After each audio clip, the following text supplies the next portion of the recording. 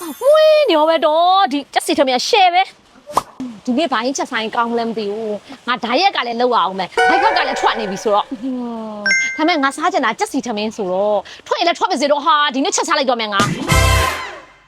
အရင်ဆုံးမှုန်းထားတဲ့ကြက်သားတွေကိုဂျင်းကြက်သွန်ပြူထောင်းထားတဲ့အရေးထည့်မယ်နောက်ပြီးစားအချို့မုံငရုတ်သီးမုံငရုတ်ကောင်းမုံနဲ့စီထည့်ပြီးနိုင်ဝက်လောက်နှက်ထားမယ်ဆန်ကတော့ဒီ Thai Jasmine rice ကိုသုံးမယ်ကြက်ရေကွန်စီထွက်အောင်အရင်ကြော်ထားမယ်အဲ့ထဲကိုကြက်သွန်နီကြက်သွန်ပြူဥနီထည့်ပြီးတော့ကြော်မယ်ပြီးရင်တကြားစားကြက်သားမုံထည့်မယ်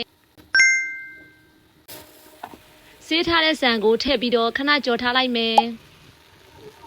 ရပြီဆိုရင်ထမင်းပေါင်းဝဲတဲ့ကိုအရင်ချက်နေကြအတိုင်းရေထည့်ပြီးတဲထားလိုက်မယ်အခုကတော့ကြက်သားကိုစကင်ပါပြီနှက်ထားတဲ့ကြက်သားကို air fryer နဲ့180မှာမိနစ်20ကင်မယ်နောက်တစ်ဖက်ကို15မိနစ်ထပ်ကင်မယ်哇哦！ဝင်းနေရောပဲတော့ရှယ်ပဲဖះဆွန်းတော့ကပ်ပြီးပြီဆိုတော့ပန်းပန်းဖူးဖားကိုထည့်ပေးမယ်ဒါကတော့ကြက်ကင်ထားတာလေးပါအချင်းလေးလည်းထည့်ပေးလိုက်မယ်